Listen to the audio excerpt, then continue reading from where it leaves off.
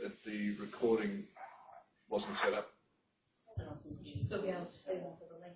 We're recording now by the look of that red dot. It says this session is not being recorded. Oh, in that case, it's not being. And that's the room here. Yeah.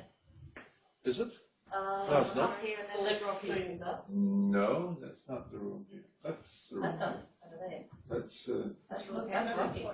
That's Rocky because that's an upstairs room. okay. That's one opposite the science block. Yeah. Looks like upstairs. I love technology when it works. Well, it's such a weakness says on the wall. This is a new, lots of technology. Uses issue. Yeah. And That's it's what you actually start. 5/2020, not just 2020. 2020.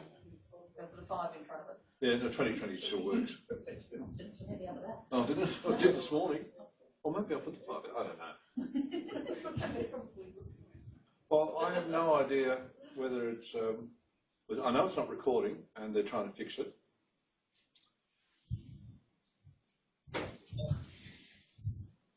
There's only one link. Yes, and it should be about 6.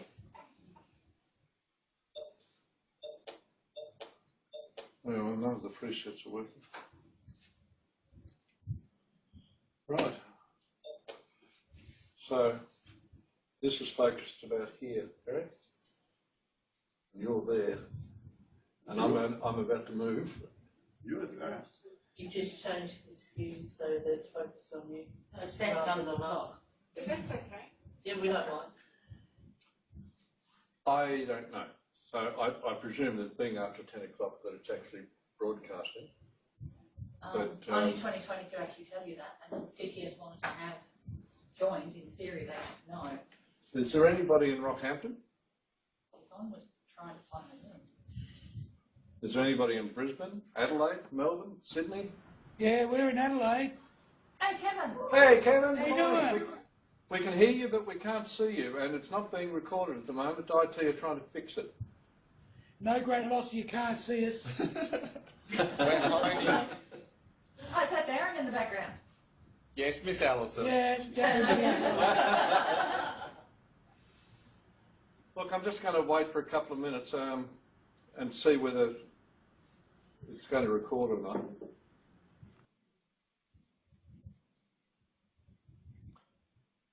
Well, maybe there's no point in waiting. Who did you speak to at 2020? Didn't catch the name. A lady. Delise? Sounds right. She's good. She'll fix it.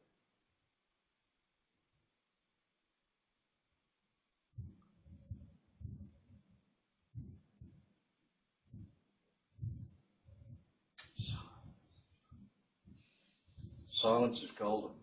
Duct tape is silver. And much more effective. And much more effective. Look, I think we might. How's the weather in Adelaide, Pet? Oh, it's a bit nippy, mate. I'm sick of Queenslanders saying, oh, it's so cold up here. But, Well, it is. It's about 9 degrees. Oh, you poor possums. Bloody cold down here. We'll send you a jumper. Thank you. Hello. Where are you? Are you in Eric's presentation or Bill's lecture?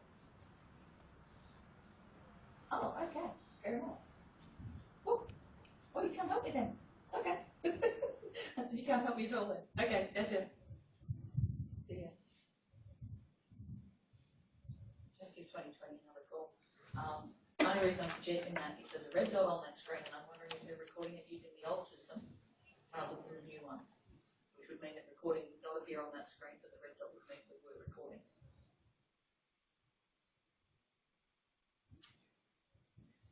Arlene, I was talking to one of your colleagues a minute ago. I'm in Bundaberg GO2, building 8, and we were to record it, but it's not being recorded. I'm just wondering whether it's actually recording now. We've got a red dot on one screen, but a message on another screen saying it's not being recorded. So I'm confused. They're the guys in Adelaide. Yeah, I can see that. It's a lecture by Professor Hollnagel. It's called the Fireside Chat, yeah. It is being recorded. Lovely. Thank you very much. Bye. Okay, we've just got different messages. All right. I don't know that I actually need to introduce Professor Hollnagel because he's been here before, and I guess that everybody that's listening and watching has already Googled him. So without further ado, Professor Erik Hollnagel. Switch on my mic. Good morning and welcome to the Antipodes. Press and hold. Is it on now? No. No. Oh, press and hold. It is now. You are live. Good. I'm I'll live. get out of your way. You want that? Yes, you're up on screen. That might be a good idea. So, You need to move into camera range over there. Yeah. yes, but I don't want to. Oh, okay. So, good morning. Well, I talk to you here because it's very strange to talk into a screen or into space. So what I'll do, what we I think have talked about, I'll try to give a short start on a short presentation on these ideas as you see on the screen. Trying to, some of you probably, or some of you may have heard about this before, and I think I talked about something similar last year. I can't remember exactly what I said. So it's probably going to be something that's slightly different anyway in the way it's formulated. I'll start on that, and David, you said you were going to ask questions along the way, so we'll see whether we get to the end of it or if we get sidetracked on the way, that's fine. So what I want to talk about is this view on safety that has been developing over a number of years, and that we name by talking about two perspectives on safety that we call safety 1 and safety 2. And I'll try to explain what it is and say a few things about what the consequences are. And I mean, you guys are welcome to intervene at any time, obviously, to make it a bit more lively. So, but sort of to start, the way when you think about safety, we usually think about things that happen that shouldn't have happened. We think about outcomes that we would like to be without. We think about accidents. We think about incidents. We think about near misses.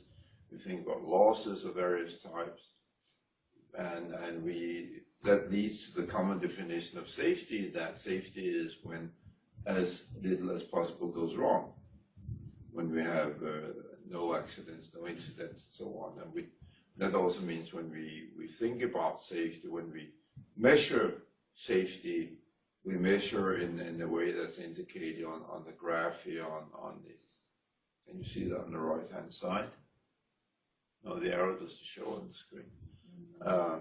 But we measure things that get smaller and smaller, fewer and fewer.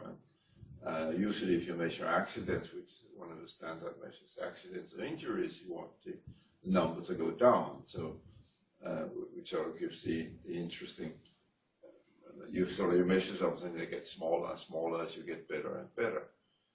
This concern about safety, about avoiding things that go wrong is, of course, as old as mankind and as old as in human activity, human deliberate activity, particularly when you start to use artifacts of one kind or the other. And we know that some of the earliest industrial activities is copper smelting about 7,000 years ago.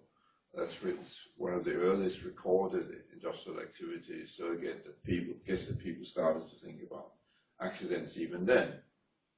And when something goes wrong, when something happens that we don't want to happen, and there's harm and injury, loss of life and material, of course, we try to find out.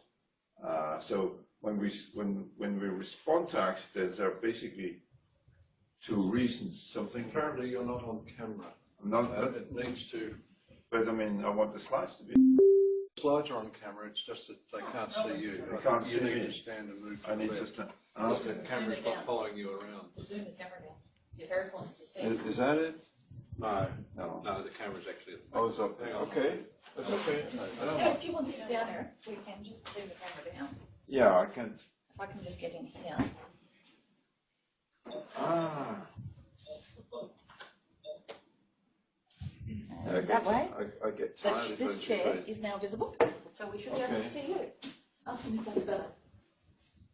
You can see me, yeah. I'm not sure it's an advantage. It's Kevin that was asking, I think. No, it's the bonnet Oh, actually. fine. Okay. Hi there. So,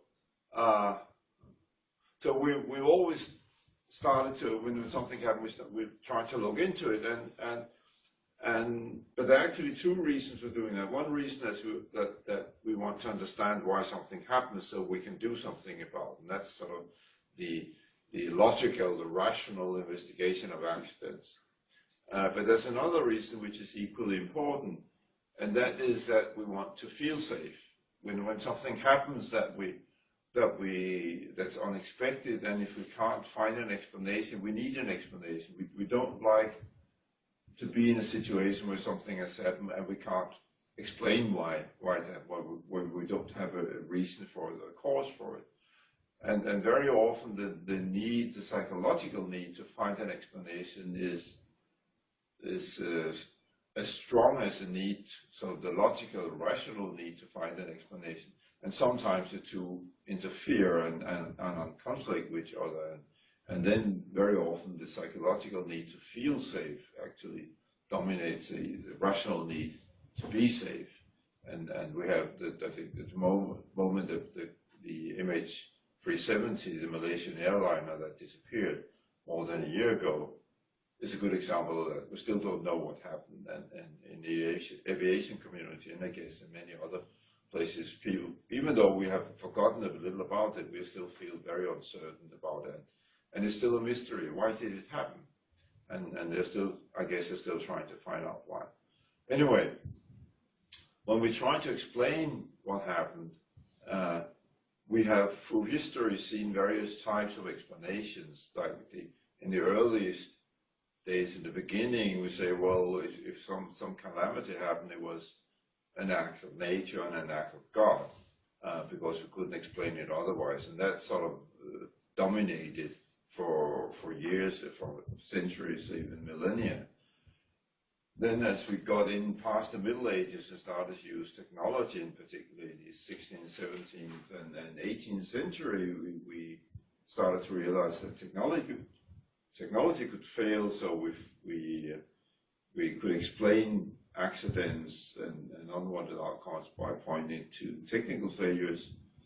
Later on in the 20th century, in the latter half of the 20th century, we started to get accidents that we could not explain satisfactorily by saying it was a technical failure, so we had to find another reason, another cause, and the other cause was a human failure and the human error, which became quite predominant and still is quite predominant. And then somewhat later in the last century, around mid-1980s, we started to see other types of accidents which were so complicated that we could not explain them as being due to the human factor, human error, so we invent another explanation. We always look for a single explanation. We like single explanations and not multiple cause explanations. We like a single big cause, and the single big cause was the organization, the safety culture, the organizational culture, and that sort of served us happily for maybe 10, 15 years. And then we started to see accidents again that couldn't be explained to our satisfaction by saying this is a safety culture issue. So the next single cause was complex systems, and that's where we are now. So we say this happened because it's a complex system or a complex adaptive system. Not that it really explains anything, but at least it gives us a psychological ease. We say, oh, we have a name for it. We said, that's why it happened. So we feel better. Not that we can do much about it, because I don't know what anything can do about a complex system. But there we are. So in all this, we're driven by the idea that we not only can, but we must be able to explain accidents by pointing to causes. So of course we have the law of causality, which says that when we do something, it has a consequence. So there's a forward causality. An action leads to a consequence. There's a cause which leads to an effect, and that's how our whole world is designed, and that's how we manage our world. We live in it. Everything is cause and effect. But we also think in the other direction. We say, if there is an effect, then there must have been a cause, which of course is logically plausible. But what we also think is that we can find the cause, which is not entirely plausible and not even logical. So we have this idea, if something happens, there is a cause. And we also further have this idea, if something happens that has a negative value, that is a failure, then the cause is also something negative. The cause is a failure. There's a symmetry in value between cause and effect, which doesn't follow from the law of causality, but is sort of comforting psychologically. There must be a symmetry. There's something bad happens, something bad must have happened before that. We don't like it to say something bad happened, but everything was normal before that. Something must have gone wrong. So we try to trace back, and we try to find the causes, and then we try to do something about the causes. And we have this belief that we can actually eliminate all possible risks and hazards once we have seen them. And therefore we think we can have zero accidents. We can have a situation with zero harm, zero accidents in the end. And that's what drives much of safety work. So trying to investigate, find the cause, eliminate the cause, and have zero accidents, yes. But Erik, isn't it the fact that something has happened which brings something to attention? You've actually got to have an outcome before anybody pays any attention? Of course, you have to have an outcome before you can look at anything. But that's Brisbane coming in. Good morning. Hey, good morning. Morning. Sorry for the lateness. I've just been trying to figure it out. Okay. That's okay. You're not the only one. Okay. So maybe you should ask your question again. Well, my question was, that's all fine, but you have to have an event. You've got to have something to bring it to notice. It's a bit like, what attracts attention is movement. What attracts attention is the fact that there is something wrong. Is the fact that something is wrong. Yeah, you're right. So there must be something that attracts attention, but there are two aspects of that. One is... Sorry, Brisbane, can you turn your mic off? Mic off, yep. And then turn it on when you want to speak. Okay, no worries. Okay. Right. Sorry, Erik. So there are two comments to that. One is that, yes, there must be something that is noticeable. It doesn't have to attract attention. It should just be noticeable. But it doesn't have to be something negative. I mean, there are also other things that happen that aren't negative. So we need not react only to things that go wrong. And the second thing is what you would technically call the threshold. Because something happens all the time. But we tend to limit our attention to the very serious outcomes and a number of very plausible reasons for that. But I mean, if you really want to notice, and I'll say a little more about that later, if you really want to notice what goes on around you, there's always something that goes on around you.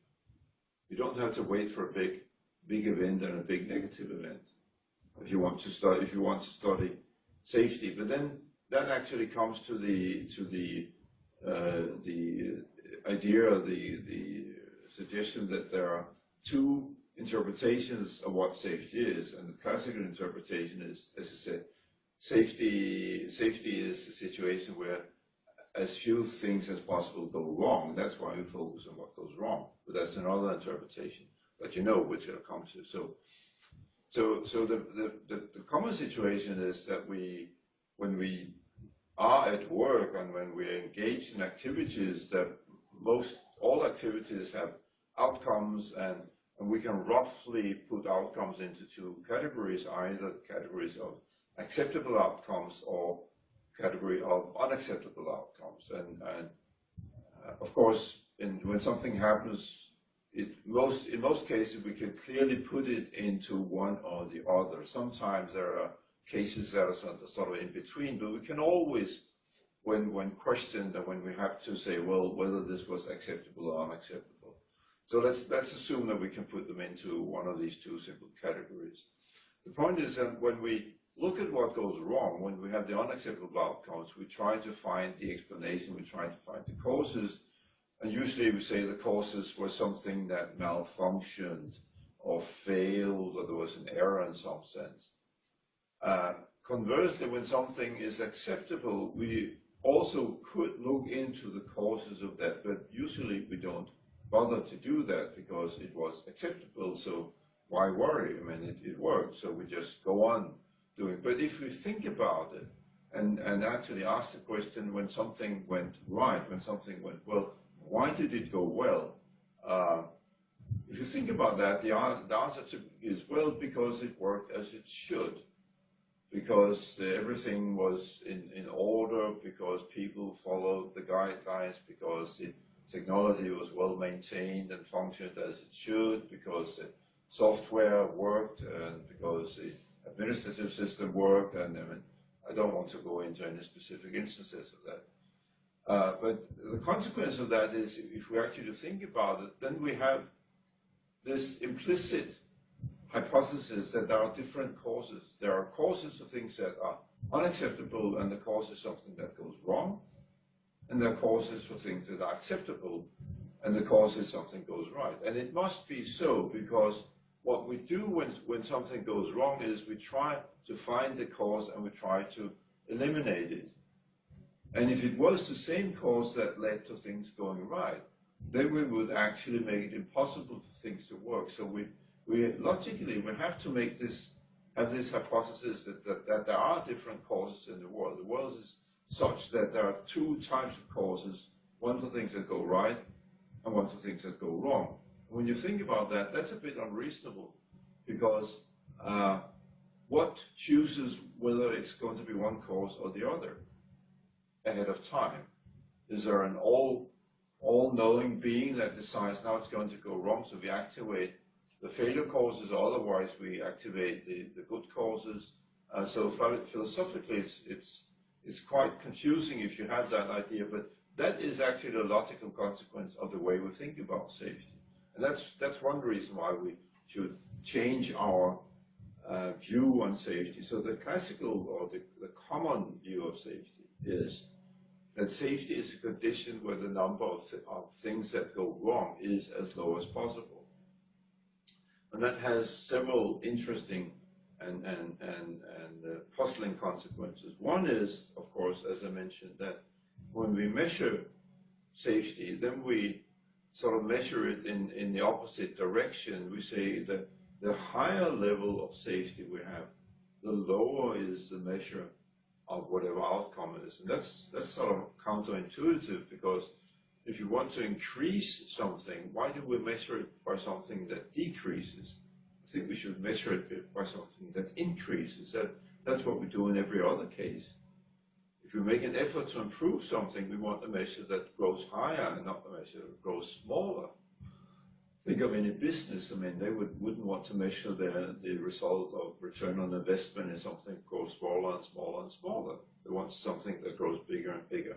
The other consequence is that if you think about it, and we want to become safer, we want to study safety, we want to analyze, we want to learn about safety. And what do? We study situations where we say ourselves there was a lack of safety. An accident is a situation where there is a lack of safety, almost by definition. So why do you think you can study safety by looking at situations where we say there is no safety? In any other kind of scientific or systematic activity, if you want to study something, we do want to look at situations when it's there, and not look at situations when it's not there. It's really puzzling.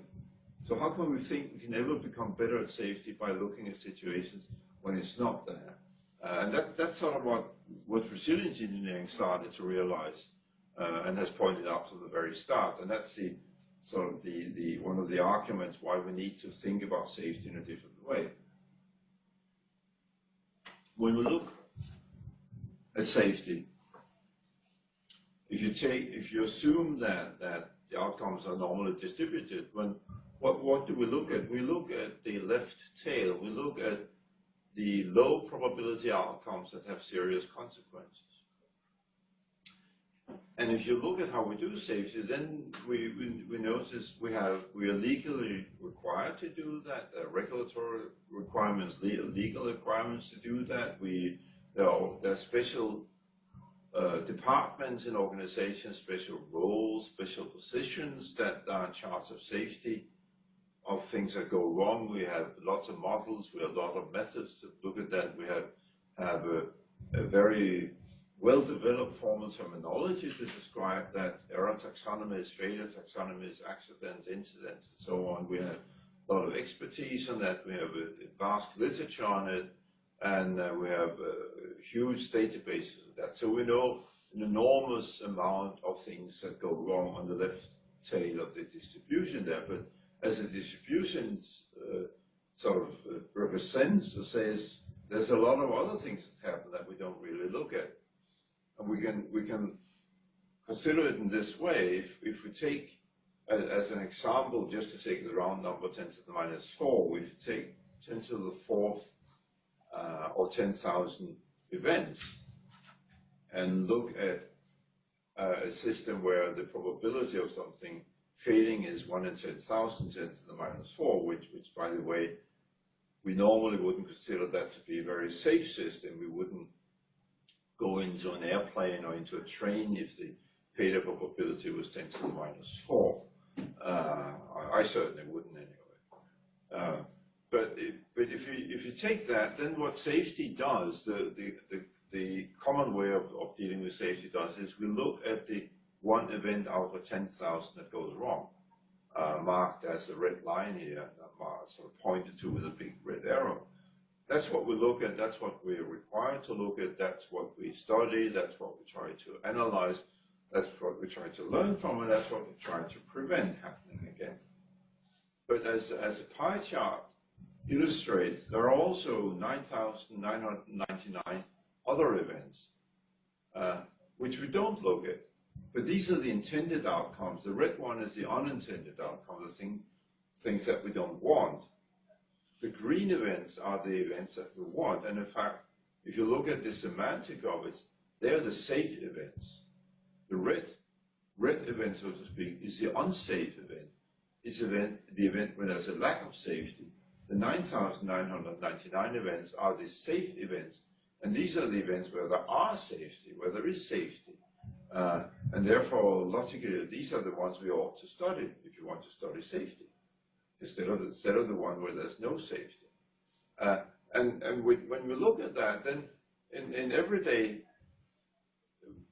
work on safety, we count the number of events where things go wrong. So we count the numerator. We say there have been 5 accidents or 10 accidents or X number of people killed in the traffic every year. But we don't know what the denominator is. Very often we don't know that. We have a statistical measure of it, but it's very rare that we count it. I have one example here, because in aviation, that's one of the few fields where they actually count almost everything that happens.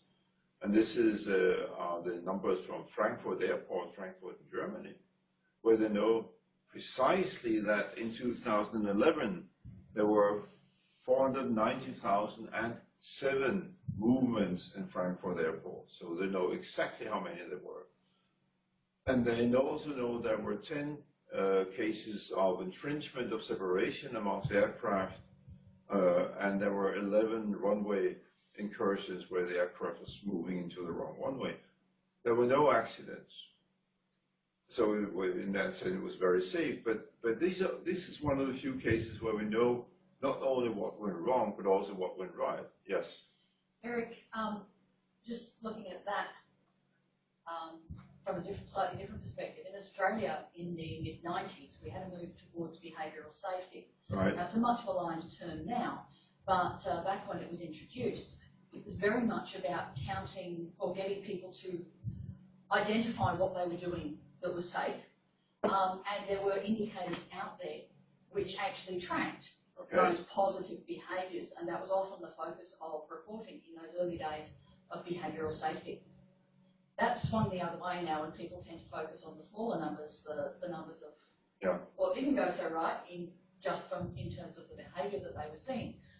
Why do you think that perspective has changed in what could have been something that approaches this approach? Well, I mean, I can see two good reasons for it, two practical reasons for it. First of all, it's much easier to notice things that go wrong, coming back to your question, because they sort of stand out. They're easy to see. They're easy to categorize. We have a language to describe them. We don't really have a language for things that work. And they're not as easy to see, because it's one continuous flow.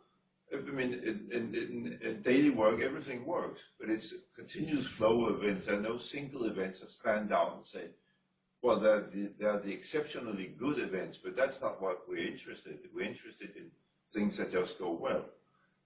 And the other thing, the other comment is, which is related to that, is that we are limited in times and resources. We don't have, if you take the 1 out of 10,000, we don't have time and resources to look at 9,999 events. We look at one, and we don't even have time and resources to do that, but we must, because society requires that. So these are some practical explanations of why this happens. Having said that, I know there are still companies that sort of trying to look at things that work and try to understand why they work. So it hasn't been completely forgotten, but it's not daily practice, that's for sure. Erik, you're actually inverting the exposure data, aren't you? By looking at the 9,999.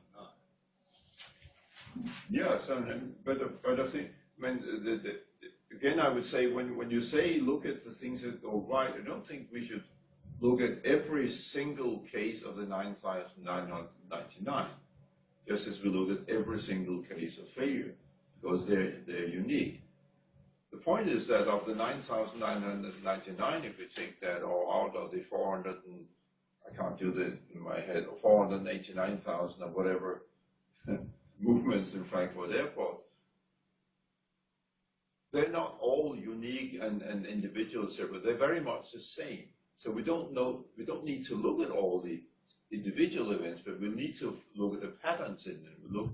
We need to look at the regularity. We need to look at what's common to them. We need to understand why they work. Sometimes people are scared by this argument and say, my God, we haven't got time to look at all the individual events where it goes well. And the answer is, you don't have to look at the individual events where it goes well. So what you're saying there is you're grouping the data that you gather. In the case of Frankfurt Airport, for instance, 11 runway incursions have got these some commonality. So you're suggesting that's what you should be looking at. I think in this case, the 11 runway incursions, they actually do have some commonality, but they also have some differences, and we tend to focus on the difference. If you turn it around and say there's 489,000 cases of non-runway incursions, and there's a strong commonality among those, we need to understand this commonality. We need to understand why it actually works. So in that case, would it be things like everyone's in following a set procedure for Frankfurt Airport, and they understand it, so you've got commonalities in language, procedures?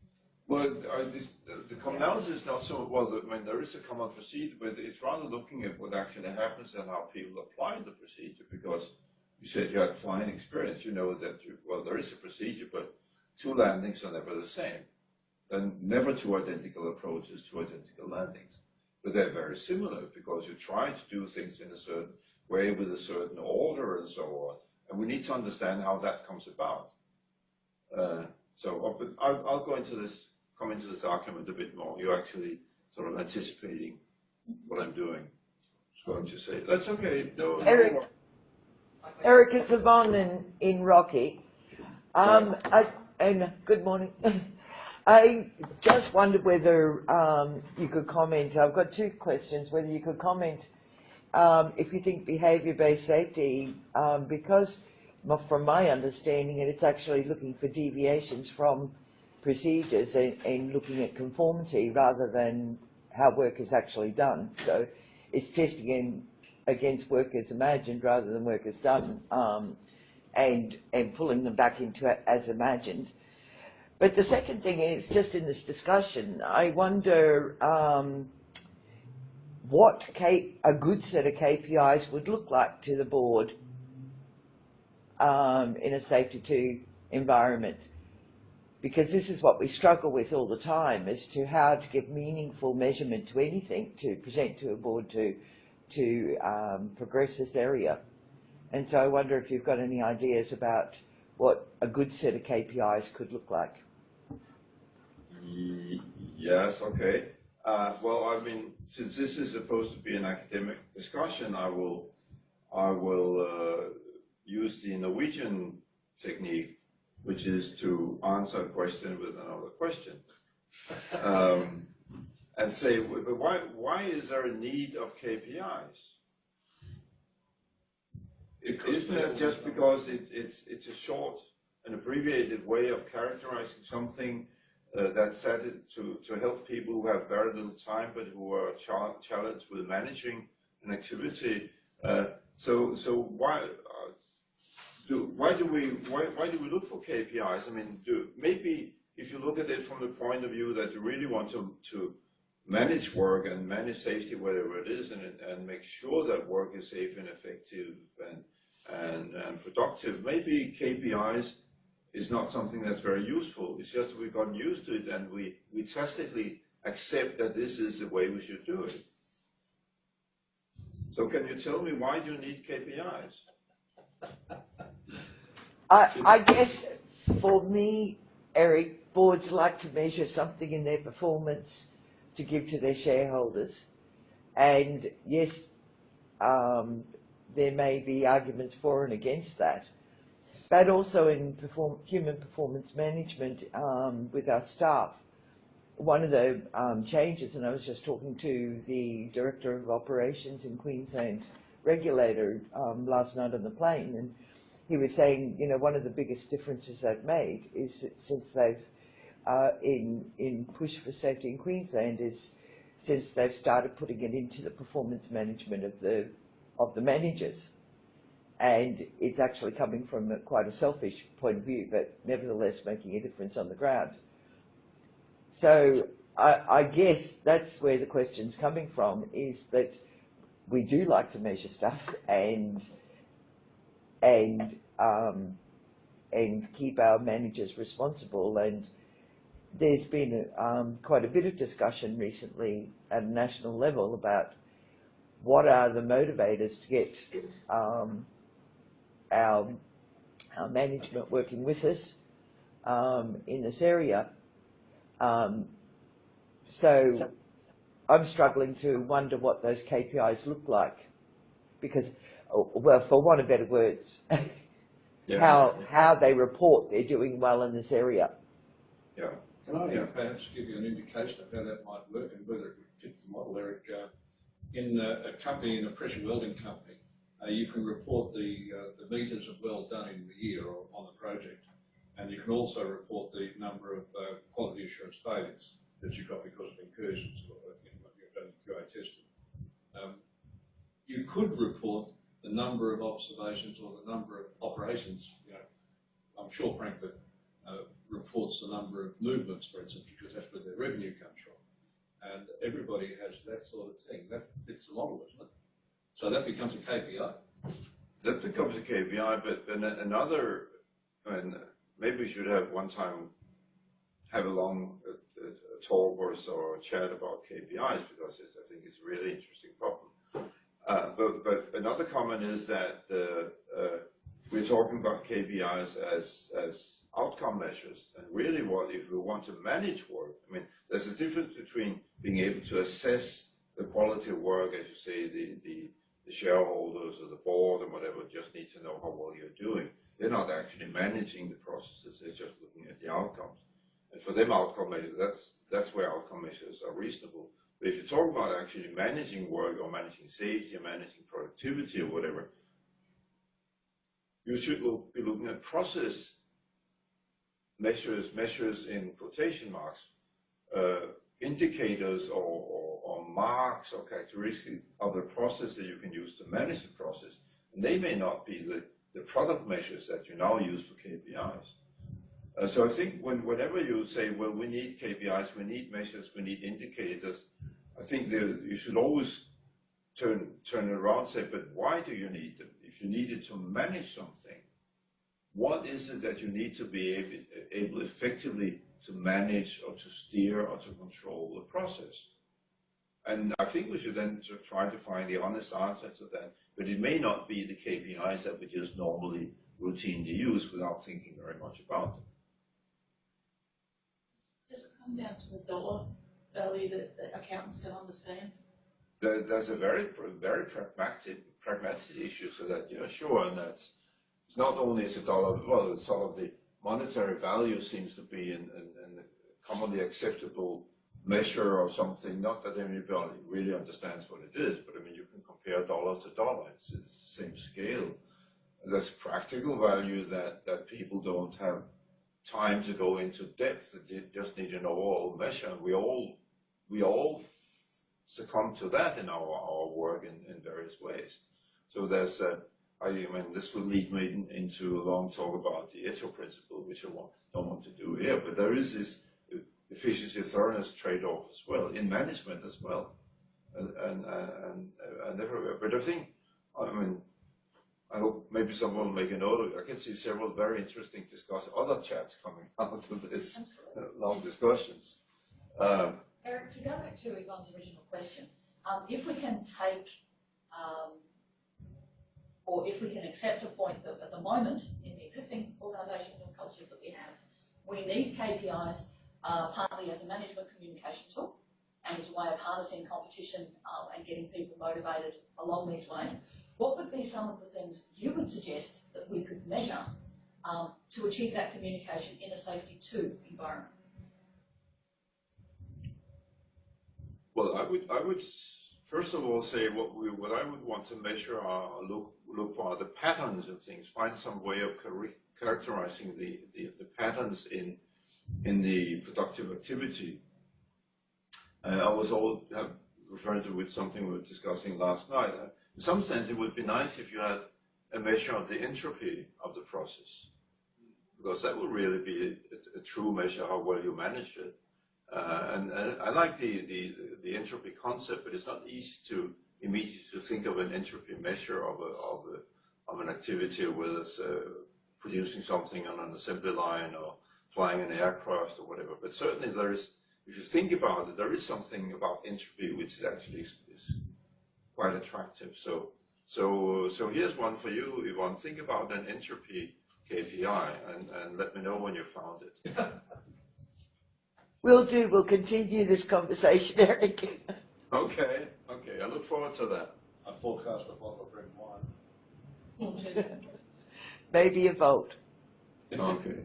So anyway, and then to come back to the slides that's on the screen, which in some sense also illustrates entropy, I think you could say. It's because it's not particles, but it's people moving around in a crowd of people, and coming back to understanding the green area, I think that was understanding what happens when something is safe, when it works.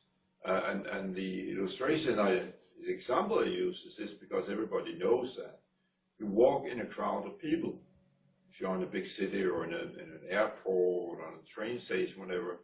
And when you do that, what you should ask yourself is, why are there so few collisions among people? Why don't they bump into each other? Why don't they bump into other people? I mean, the classical view, if you take the safety perspective, is you say, well, why did I bump into that person? What happened? What was the cause of that? But I think the interesting question is, why don't I bump into people? Why can we walk through a crowd smoothly? Why can everybody walk through without having agreed anything in advance? Except, of course, there are some social conventions that we follow when we walk. But why can we actually do that? And it's worthwhile thinking about it. What happens when we do that? And if you think about it, of course, the answer is straightforward. We can do that because nobody walks in a straight line. We walk in a way that takes into account how other people walk. We walk in a way that takes into account the environment, the movement, the dynamics. Everybody does that, so we sort of adjust all the time in what we do, and that's what we do in all types of work as well. So coming back to the KPIs, maybe a KPI would be some kind of measure of the adjustments, the quality of the adjustments, the patterns of the adjustments. And that's why I said this reminds me of entropy again, because that's a kind of an entropy measure you could have, more specific entropies. I remember there was actually some work done in traffic safety years ago where they tried to measure the entropy of drivers to get a handle on traffic safety. I think the Nissan company did that. I'm not sure what happened to that research. I'll try and look in. I can look into it. I can find it certainly if you're interested. But what it comes down to is, again, if you look at the crowd of people, there are a lot of people walking around.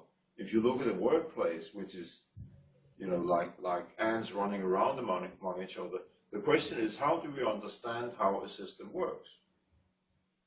And our understanding tends to be based on as illustration on the left, on sort of mechanical analogy, that we can understand the system by breaking it into elements or components and understand how these components relate to each other, understand the functioning of the individual component and how that component affects other components. So in this case, how a rotary movement is transferred through the systems and ends up in some way, I don't even know what this does, but it may drive something, it may transfer the rotary movement into a vertical movement or linear movement or the other way around. So we tend to think of systems as interconnected parts. And we do that because this has been very, very successful in the physical world, and we carry this on to the social world, or the world of organizations, the psychological world.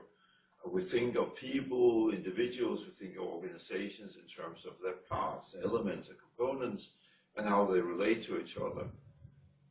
But if you really look at an organization as a social technical system, as the one you have on the right, which is the control center of an airline, you quite soon realize that trying to explain that in terms of the number of components and the type of components, the parts, the elements, doesn't really get you very far.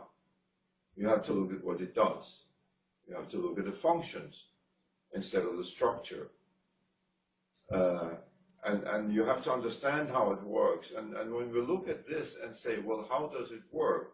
Well, if you take the system to the left, the water wheel, when we design that, we have an idea about how it's going to work, and we use that to design it, and it will work as we have designed it. So we have, you used the terms on yourself a moment ago, work as imagined and work as done. Well, in this case, for the water wheel, work as imagined and work as done are more or less identical. It works as we have imagined it.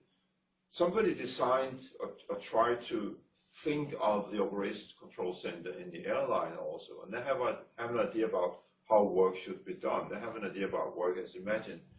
But in practice, the way work is done is not precisely as it was imagined, for obvious reasons. Even though you don't know anything about airline management, it's pretty obvious to see that the way people work there, it cannot be described in sufficient detail in advance. That's simply not possible.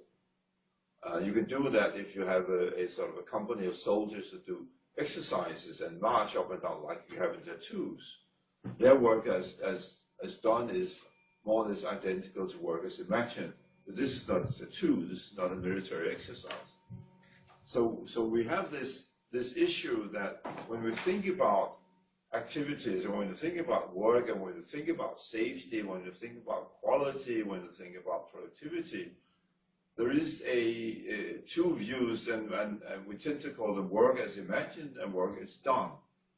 Work as imagined is, and we have to think about how others do their work. We even have to think about how we do our work. When we start an activity, we have an idea about how we are going to accomplish that activity, how we're going to do that work. So we have work as imagined on the individual level every day, every moment of the day, actually. I mean, even before we started this fireside chat, although there's neither fire, not much chat, we had sort of work as imagined, how was this going to run?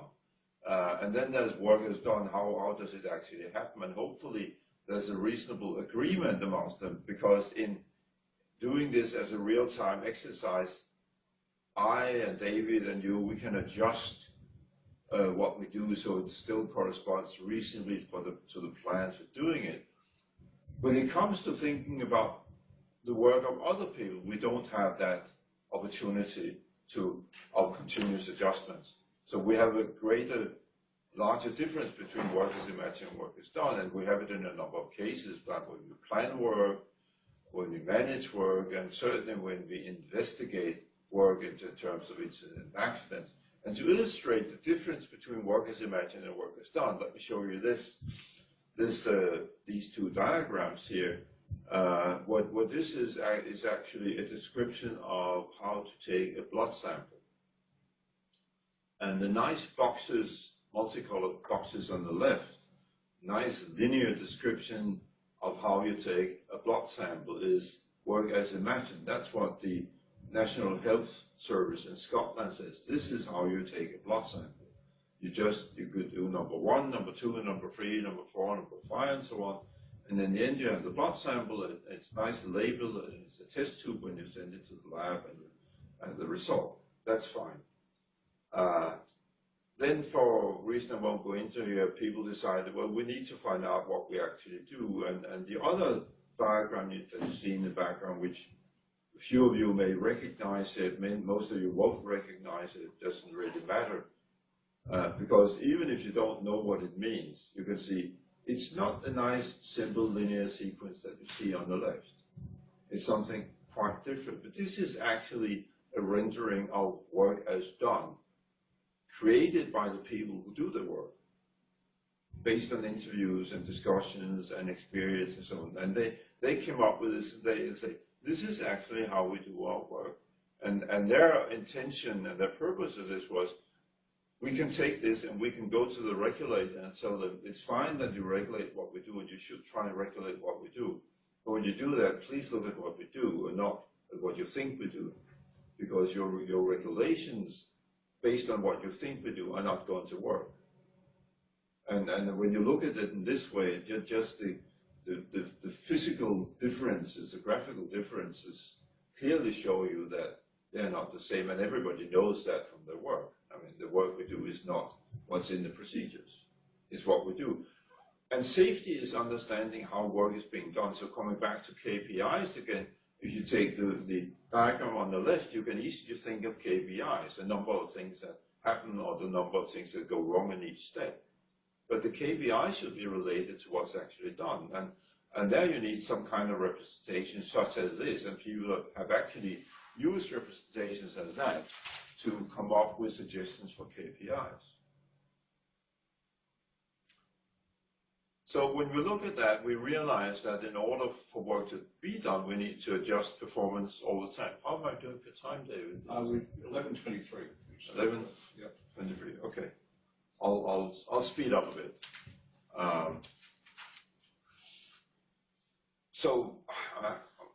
You can talk a whole day about this, the adjustments that people make to work. But basically, the realization is that everyday work succeeds because we're able to adjust the things we do to the situation. There's never a complete match between the intended situation and the actual situation. And that means that when things work, when we have successful outcomes, it's because we're able to adjust. And also when we have unsuccessful outcomes, it's also because of the adjustments, because there are sort of approximations to what ought to be done in the ideal situation, which never exists, of course. And when we look at that, we can describe in a systematic way in which how people make the adjustments, and there are some major categories of adjustment that are shown here. Adjustments to create and maintain working conditions where you can actually do your work. You set it up just as we set up this disk and the camera and so on here, so we can do our work, and we try to maintain that situation. If something happens on the way, we try to compensate for things that go wrong or that deteriorate or that aren't there at the moment. I don't have a laser pointer here, so I can't even point to it. I can point with my finger to the picture, but you can't see that. So I talk instead and say, look at the lower right-hand corner. The idea of compensation is another way we adjust. Look at the upper right-hand part, the idea of avoiding conditions, avoiding. Sorry, nobody's getting your presentation. Nobody's getting my presentation. No? Yes, they are. They are. Well, I can see it. We are in Adelaide. You are in Adelaide. So it's only Rocky that's. Mel can hear your presentation. Sorry, say again. I'm in Melbourne, I can see your presentation fine. You can see it. That's Excellent. good. Sorry. Ignore me, I'll go away. So David wasn't getting my presentation, but he's in the room, so. It's just me that's not getting your presentation then. It's all right. I know what we're looking at. I was only worried about everyone else. You've seen it before, yeah. So you have it on the inner projector. The others have to use the outer projector. So anyway, the third major type of adjustments is to avoid the things that are conditions or events or developments that may be detrimental to your work. So what we get before you, can you go back to that slide? Can I go back? Yes, I can. Is that hierarchical? You go create, compensate. No. Happens all the time. Happens at the same time. There's no hierarchy. It's need driven, basically. No, we don't like hierarchies. So that leads to this situation. Again, we have acceptable outcomes and unacceptable outcomes, but this view of work as Don says, well, they both happen for the same reason, namely the adjustments to performance that we do and that actually are necessary for performance to be possible at all.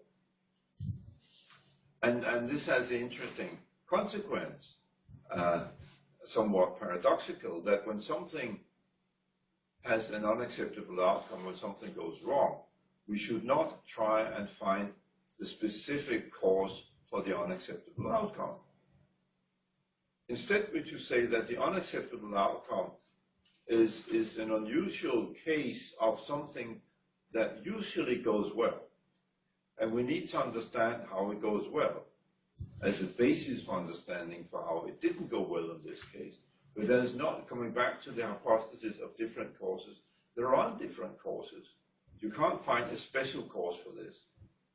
And so the only sensible thing is to go back and say, well, what do people normally do, and what do they normally do in cases where this goes well? Because they're doing exactly the same thing, or in principle they're doing the same thing when it doesn't go well. It's just that what they do is an approximation to the actual situation. And because the situation may be slightly different, then that approximation doesn't work. But we need to understand why they do that. And that leads to the definition of safety too, which of course is simply that safety is a condition where as much as possible goes right. Instead of safety is a condition where as little as possible goes wrong. And so the emphasis on safety is to understand how things go well and to try and facilitate that and support that. It also means we define safety by its present and we measure it by its present. Coming back to the question about KPIs again, how can we find indicators of how well things go? And when the simple-minded solution is just to turn it around and say, count the number of of cases where it goes well instead of a few number of cases where it goes wrong. In some cases we do that automatically. In most cases we don't. But it also means that now when we say we want to study safety, that's fine, because we want to study situations when it's actually there, when it goes well. This leads to a small problem, namely that if you look at the situations we study, which are in the normal distribution, the situations in the middle, the things that happen all the time, well, there are no requirements to do that. There are very little in the way of organizational support, where you said behavior-based safety, but still there's very little organizational support to do that. There are very few models and methods to do that. There are some, but not very many. There's no real formal terminology or taxonomy to describe things that go well. We just say they go well. Whereas we have lots of categories for things that go badly. There are very few people who actually yet do that. That's a growing number. There's some literature, not very much. And we have very little data about it, actually, which is something we have to work on, because we have to understand that better. That's the argument. So when you think about safety, we should think about sort of the peaceful situation here, things that go well. Safety is not when things goes badly. Safety is when things go well. And that's what the association we should have when you say safety. And we should try and measure it by the type of graphs that you see on the right-hand side, that sort of things increase. A higher level of safety, whatever that is, means a higher measurement of whatever KPI, whatever indicators we use. So to summarize and to end in time, we can sort of juxtapose or contrast the two views of safety in this way. That in safety one, we say we are safe. If you illustrate this, sort of the world by this beaker here, we say we are safe if it's empty, if nothing goes wrong. The red indicates bad things. That's the symbology we normally use here in the Western cultures. We're safe if it's empty, so we try to find out, whenever something happens, we try to find out what it is, and we try to remove it, and if it becomes completely empty, then we're perfectly safe. And we do that by prevention and elimination and constraining work and other ways of doing it. The safety 2 perspective, which is the resilience engineering perspective, says no, it's exactly the opposite. We're safe if the beaker is completely full. If everything works, if everything goes well, if it's full, then we're safe. And then by coincidence, not by coincidence, then we're also productive. That's why we talk about productive safety instead of protective safety. So what we should try to find out is, how does this happen and how can we get more of it? The red bubbles indicate there will always be situations where things go wrong, and we should look at them as well. So safety 2 is not a replacement of safety 1. It's a complement to safety 1. It's not saying we should stop doing what we do now and do something entirely different. But it says we should do what we do now, but we should do something else as well. And we should even change what we do now. When we look at accidents, we shouldn't look at them as unique events, but we should look at them as events that are normally done and usually done and go well, but in this case didn't go well, so we need to understand how they're normally done, and that will make it easier for us to understand when they don't work well. So that sort of is the basic idea of safety 1 and safety 2 and protective safety and productive safety. And I think I'm at the end of my time, or the end of my tether anyway, and so I'll stop here. And questions, if you have any. I've got one. I've got one as well. Ladies first. Ladies first. Process control engineering is a different field to us, but they also look at processes and how things happen. Is there anything happening in research in that space that parallels what you're talking about here, where they're looking at things that are going right more so than things that the negative variability that they want to avoid. Yeah, no, but that's a good point. That's what we talked about before. Also, the process measures and the outcome measures. I mean, the process control is trying to maintain the process within with sort of an envelope of acceptable performance, and I guess that goes not only for process control but also for management, for business control. So you have sort of an envelope of acceptable performance, either in terms of risk or harm, or in terms of profitability, of efficiency, or quality, talk about quality management, statistical process control, like that. And you try continuously to monitor the process, and I think we should look at that and say, well, how do they do that? I think the difference is that when you talk about the process, a design process, whether it's power production or flying an aircraft or managing pharmaceutical or chemical processing or cement factory or laying pipelines and so on, because you have designed the process, you also have a very good idea about what are the relevant measures to keep that process aligned and within the envelope. If you talk about something vague as safety, you haven't designed safety as a process. You haven't designed organizational administrative support as a process in the same way, not in the same precise manner. So we can't use the design basis as the starting point for looking at measures and indicators, and I think that's a problem. We do use the analogy. We say, well, we should do it in the same way, but the basis is not the same. We don't know enough about what's actually going on. I think that's difficult. I guess what I'm wondering is, I mean, there's equivalent researchers in process control engineering, doing all sorts of research on what process control engineering should look like. And I'm wondering if any of those researchers are thinking along similar lines to you, that they should be focusing on process control, looking at what's going right, rather than process control looking at that negative. Well, they do look at what's going right. Sometimes they look at what's going wrong, but many times they look at what's going right. And in other processes, other than process control, in the process that called finance and investment, they look at what's going right. In the process that called soccer, they look at what's going right. Team sports, they look at what's going right, and not at what's going wrong. There's some very close experience on that. One of my neighbours was the instrument tech for the sugar mills. Yes. Here, and it sort of leads to a question. I've got two questions really. He's basically saying that the problem that they've got in the sugar mills is very old technology in their DCS and their data control system, and he's looking at process all the time.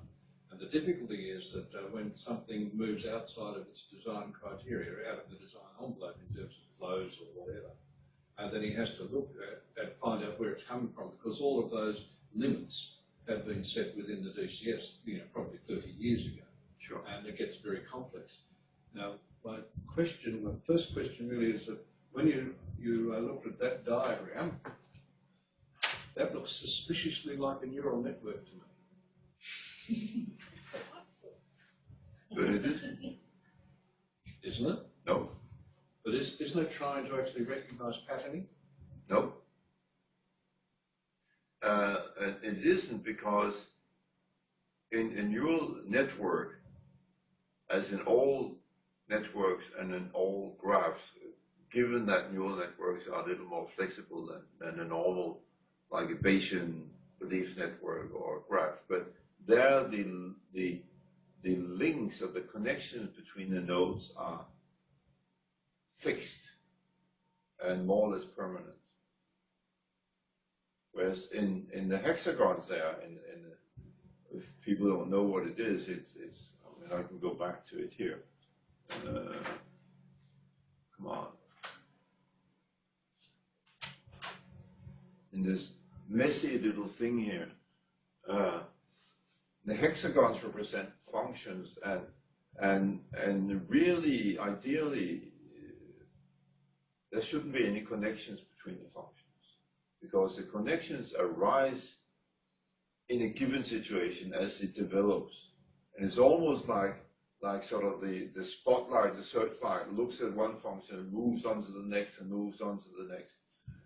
And because the process has been thought of in a certain way, it will usually move in the same way from one function to the next. Just as when we do things, we do one thing and the next thing and the next thing routinely, but sometimes we do them in a different order. Sometimes we interject something, sometimes we interrupt it and do something different, which means that the connections are not really there. They're potential connections, but not actual connections. And that's why it's not a network and not a neural network, although it may look like it. It's a much more dynamic. Much more dynamic, yeah. You can say the connections emerge in real time. The assumption in the diagram is each of the extra has 6 possible outcomes, which can... No, it only has one possible outcome. Okay, it's got 6 connection points that can go either.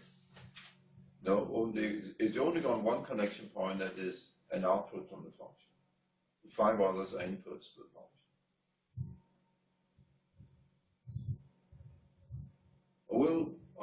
I'll give you a tutorial and Fram later.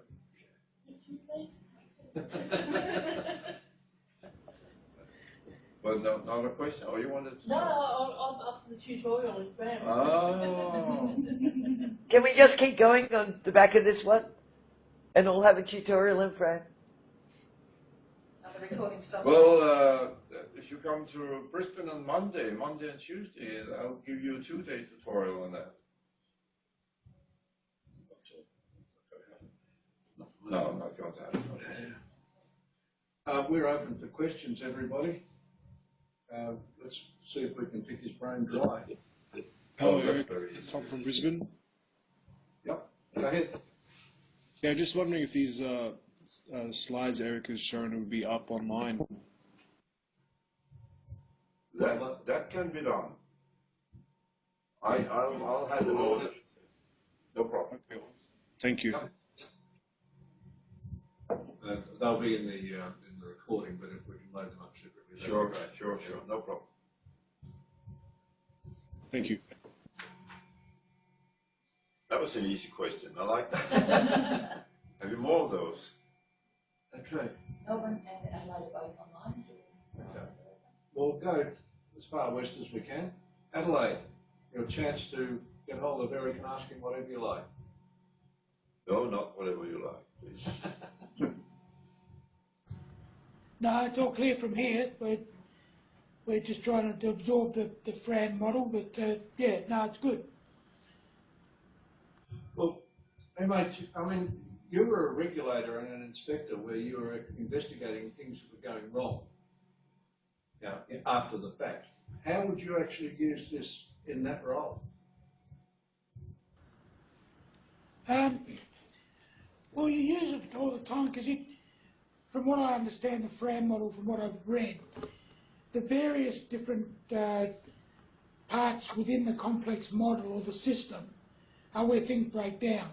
So obviously when we go out and have a look at the accident, we look at why things have gone right previously and where they've gone wrong. Where I'm having a bit of a problem trying to digest the safety 1 versus safety 2 is, I guess we're looking at where things have gone right. If we're making widgets on a power press and everything's gone right for 10 years, so everything going well according to management. Someone then chops an arm off, or because it's totally unguarded, because the operator couldn't move quick enough, or didn't move quick enough, or had a hard night the night before. Would that be a mitigation that they could put in court, saying, well, the beaker's full on this side, but it was just, a movement by this person. The beaker only had a little fine piece of red in it. So I guess that's where I'm having a look at it from a bit of this concept, yeah.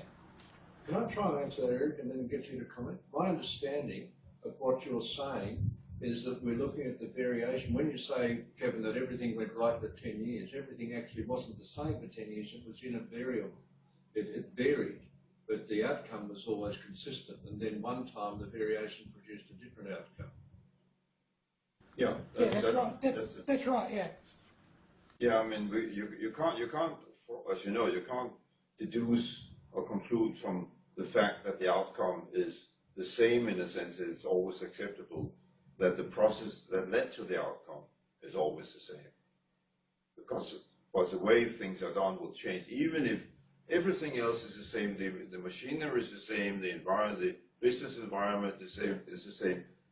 If the same person works for N years or N months at the same process, he or she is going to change the way they work out of pure boredom or creativeness or ingenuity, whatever you want to say.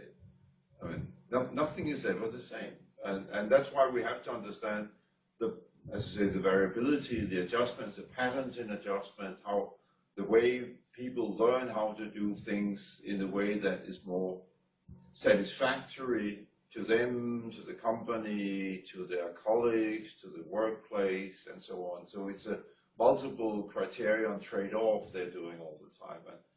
And it's a dynamic trade-off all the time. And we need to understand that, because when something happens that we are called upon to address, then if we don't have the reasonably correct understanding of how they do what they do, then we, of course, there's no way we can intervene and manage or improve.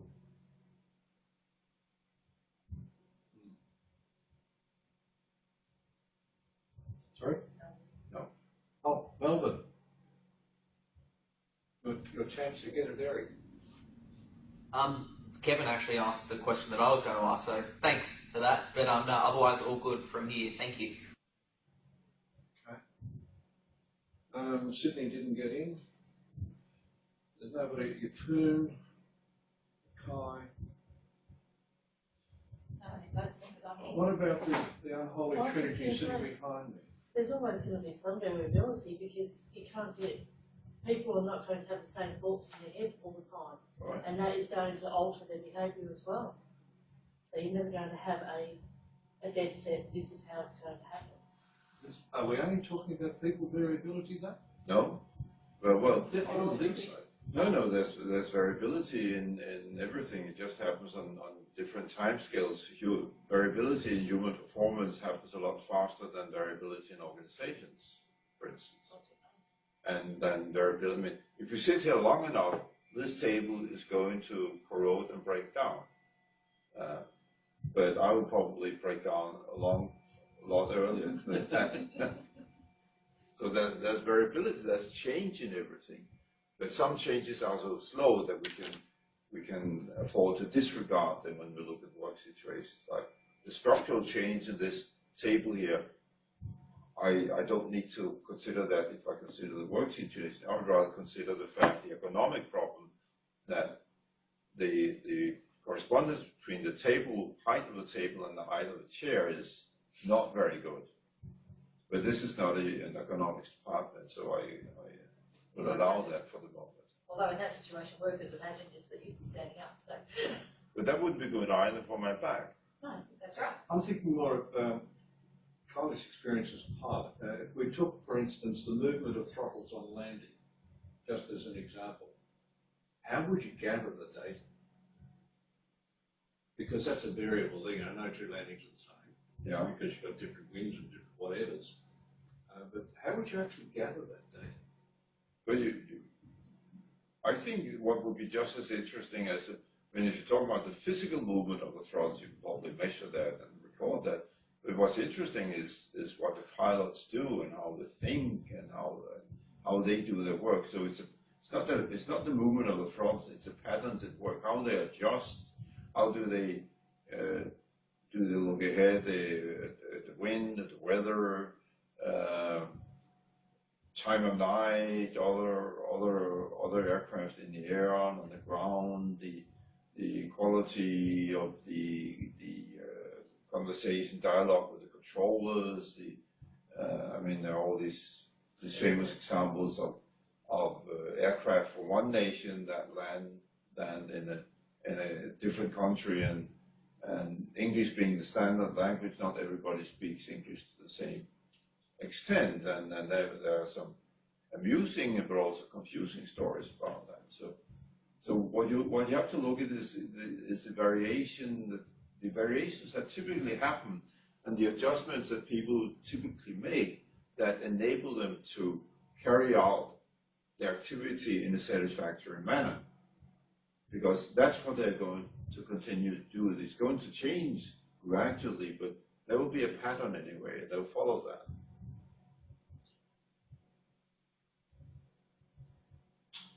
Yeah, I'm sorry, I didn't know whether you were giving me the V signal. Before I was saying 5 and now I'm saying 2. It could be interpreted either from that side or that side, you know. Eric, we're down to about 1 minute 30. Has anybody got a brief last question? When are you coming back? Yeah, when are you coming back? How do we take you here? Don't know. We're wanting to invite him as an expert in residence. What a If good he idea. likes the uni. Whatever that is. You have to tell me whatever that is, and I'll see if I like it. You come and spend some time with us as our living guru, and we'll push you to so you develop new ideas. But I'd rather be living than a guru, I can tell you. Eric, thank you very much, everybody. And I think we should thank Eric in the usual manner. Thank you. Sincere thanks from us all, Eric. Okay, good to hear. I'm sorry I don't get to see you today, but at least I saw you there and I can hear you. I am very disappointed I won't get to spend the rest of the day either. Yeah. Okay, some other time, I'm sure. Okay. Thank you. Bye now. Bye all. Thanks, everyone. See ya. Bye-bye. See you, Loveland. See you, Darren. Kevin. Thanks, guys. Bye. Take care. Don't drink Bye, that. thank you. Answered everything. Pause recording. Oh, yes, that one.